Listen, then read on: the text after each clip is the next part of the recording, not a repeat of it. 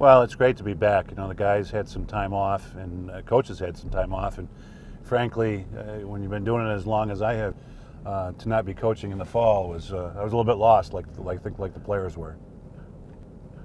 You know, we've seen the guys coming back. We kind of know what to expect from them. What's good is some of the guys that are coming back, I think, have improved.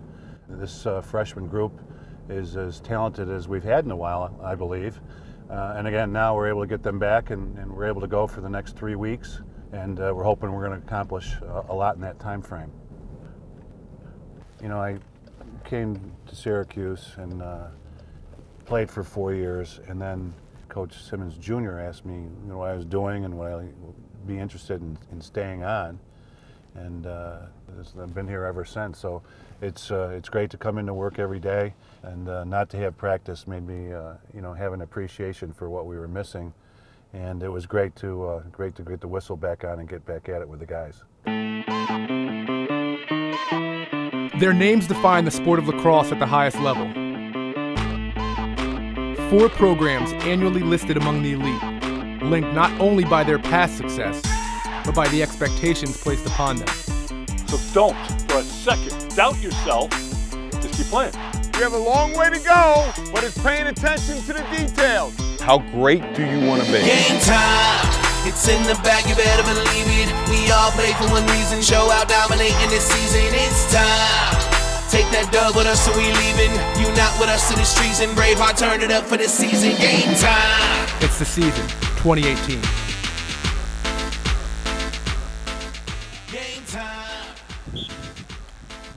The Syracuse Orange are back on the field after a mumps outbreak threatened to wipe out their fall ball. And for one of their freshman midfielders, getting the call from the Orange was a dream come true. I was in shock, like Syracuse, because nobody from where I'm from plays D1 lacrosse. So I was just in shock. And when I came here and visited, I fell in love with the place. It was crazy to see the things in real life that you see on TV all the time. And I just loved it. And I was like, I really want to come here. Like, this is where I want to make my mark. I want to join the legacy, the tradition, and I just want to be here at Syracuse. Dami's expectations are high, but it's his family which keeps him grounded. Hi, Annie. Hey, Ma. Hey, Ma. Hi, Annie. How are you? I'm fine. How are you? Good. You look all Syracuse right there. Yeah, I am. My mom's, she's everything. She always has my back. She always keeps me straight and narrow. She's always calling me. She's everything. She loves me, so I love my mom so much. It's getting kind of cold out here. Is it still cold? Yeah. Yeah. Okay, just keep yourself warm, okay? Yes, ma'am. I'm looking forward to seeing you on the Looking forward field. to seeing you too, Ma. I love you so much. Love you too. Take care. All right. Bye. Bye. It's crazy to think that I'm here at the big Syracuse University, watching it since I've been little on TV, watching games, Gary Gay, the Powell Brothers, watching everything. I'm just so happy to be here. I love it here. And while Dami hopes to begin his own legacy, when it comes to the word, there is only one name synonymous with the program: Simmons. Our family legacy is well known. My grandfather was here first in the 20s. He played in the 20s, and so that's a long, long time to be involved in one program and one family name. And certainly, you know, my father played for his father, and I played for my father, and now my youngest son plays here, so he's the 4th generation of Simmons playing lacrosse. You know, my brother and I going to the Dome, being on the sideline with my grandpa, and you know, my dad being on the staff. You know, we were always with him during games. So as long as I can remember, you know, we've always been on the sidelines in the Dome. You know, running around the house, wearing shirts and whatnot. So it's been fun. Senior was named head coach in 1931. He would lead the program until 1970, coaching 70 All-Americans. He passed the reins to his son, Roy Simmons Jr., who guided the program to new heights, capturing 6 national championships. By the time he retired in 1999, they had combined for 543 total victories and changed the landscape of the sport forever. I think it really turned this town on its ear, you know, because there are no professional sports, so I think they really, really gathered behind the lacrosse program here. The people in the city love their team. My grandpa doesn't live far away. He's right down the road, and he's the man. He's a special guy, and he's impacted so many people's lives. As Ryan enters his final season, he knows there is something extra special given all that's come before. The last name's important, and Syracuse and the color orange, it really hits home for me. I'm fortunate enough to wear 16 like my grandpa, my great-grandpa, my dad all wore. This is his senior year, and it's his last go, and he wanted to do nothing else other than to come to Syracuse to play lacrosse for his grandfather. He loves his grandfather a great deal, and he's realized that dream. Kind of surreal and kind of humbles me to see what's come before me. Down at Chapel Hill, a rare weekend off gives the players a chance to share breakfast together. On the menu, pancakes. I think we got some scrambled eggs. What else? Some Aunt Jemima buttermilks. There's not a lot of time with the 6 a.m. practice right now to get together before that. Basically just grab and go with breakfast, but yeah, we love doing this stuff. I think the master chef would be Chuck over here, Charles Kelly. Chuck. Yeah, he's really good at cooking, but I think today he's playing Xbox a little too much to help us out, so I'm trying to work the knobs here. I seem like a rookie, but I'm not. I don't really need this spoon anymore. Kind of want to be easier. This is not too great to move around eggs. I think everything's going really well. We look good so far. I think we have great senior leadership, and that obviously helps the young guys. What do you guys think? Fall ball so far? How's it going? Great. I can definitely echo this. It's been an adjustment getting up early. But we on Friday got some more energy out there. Coach Bresci brought some tunes out, so that was a lot of fun. Yeah, that definitely helps us out. Among them is Timmy Kelly, who hopes to add to his hardware this season. So to start off, it's a picture of my little brother Yasu. He's adopted from Ethiopia, and it was pretty funny. We put it up there like 6 or 7 years ago. My older brother put it up there. It's one of the better pictures in the house. Coming in here, this is my room.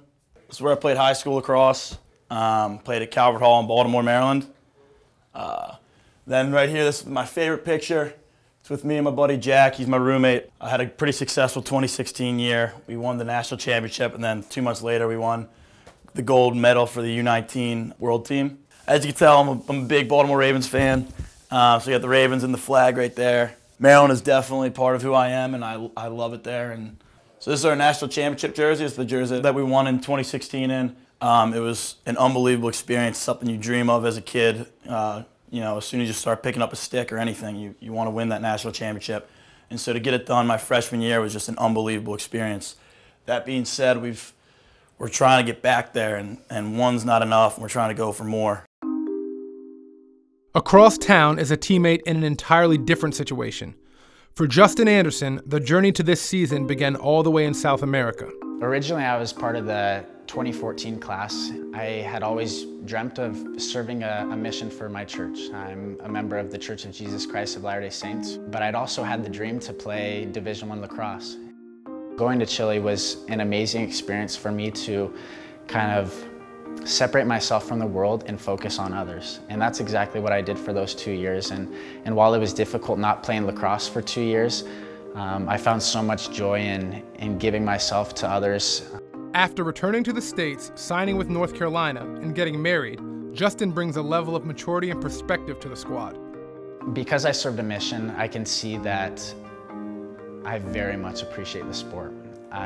For those 2 years, I brought my stick. The only thing I could do for those 2 years was a little bit of wall ball. And so it really makes you appreciate the love, basically the love for the game. Because all my life, since I was 5 years old, I played lacrosse. And so getting off my mission and having that stick back in my hand, it just feels so good. It feels so natural, and honestly, being here at the dream school that I've always wanted to be at has been wild, has been incredible, and the guys have been so supportive and have helped me get back into the best lacrosse that I want to play at. Across town at Duke, there are no scrimmages against other teams that can be used as a measuring stick of their progress. Instead, it's an inner drive that Coach Danowski feels will push them to greatness in the spring. We've done, the multiple day tournaments, we've done single games, but we found two things. We found that you don't get 47 guys in one game. There's this eye about winning and being successful when you really just want to see people play. And then if you don't win, the guys on the team get bummed out. If you win, they get maybe a little bit cocky. And, we found it hasn't hurt us because, the focus is on fundamentals, was on, creating a group dynamic and a team chemistry. The highlights of the fall is the grind that it is, and going out there, and that's something that grows a team because we have to get through it together, and that's what makes our bond so close, because we work so hard out there and in the weight room that you eventually grow together and become that band of brothers that we are. There's so many different little things going on right now that it's just a matter of figuring out who we are and a matter of doing it in a way that's like in a timely manner, I guess.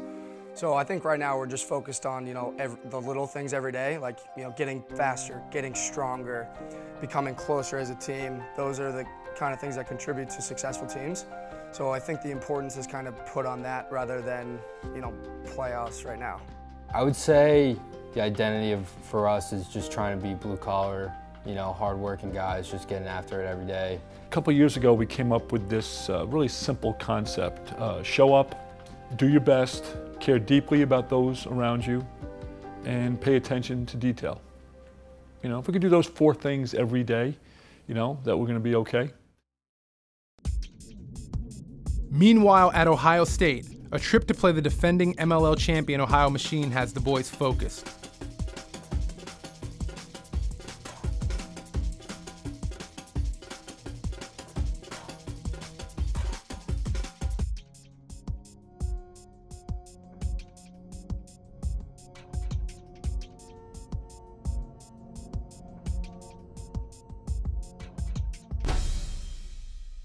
I just talked to a couple guys, man. Listen, go out there and be the best version of you.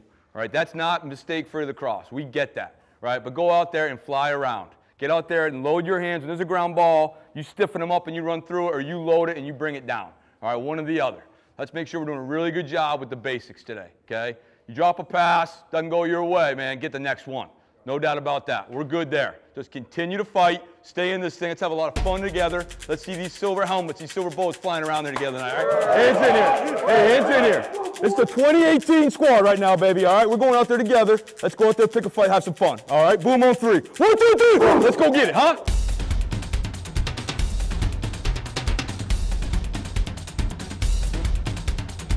Bam, bam, bam.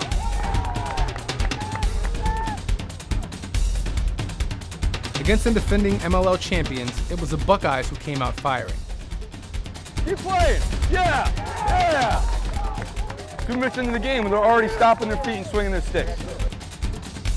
That's us. Load their hands. Great start. Okay, look like guys focused on their jobs, doing the little things. Spread them with loaded stands and look to get the ball indoors. All right, and don't be afraid to use your pipes. The match gave Coach Myers a chance to look at some highly touted freshmen, among them Amare DeBerry from Calvert Hall. Square him up, 20. Square that up, 20.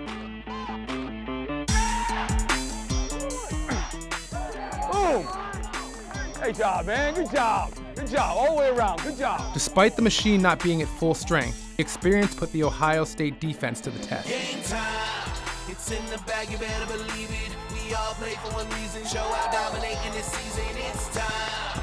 Take that dub with us, so we leaving. You not with us in the streets, and Braveheart turn it up for this season. Game time. Along the way, the lessons learned might be the most important of all.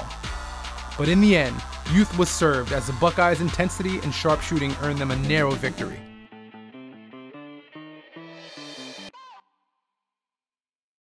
As the Duke Blue Devils, Syracuse Orange, Ohio State Buckeyes, and North Carolina Tar Heels wrap up fall ball, they have completed just the first step in an arduous journey towards the national championship. If the goal of fall ball was to learn their identity, each has taken major strides towards unveiling their true selves. Only time will tell whether the lessons learned in the fall will equate to becoming legends in the spring. Yet one thing is certain, the season is nearly upon us. Header hustle on 3. 1, 2, 3. Header hustle. Watch your body.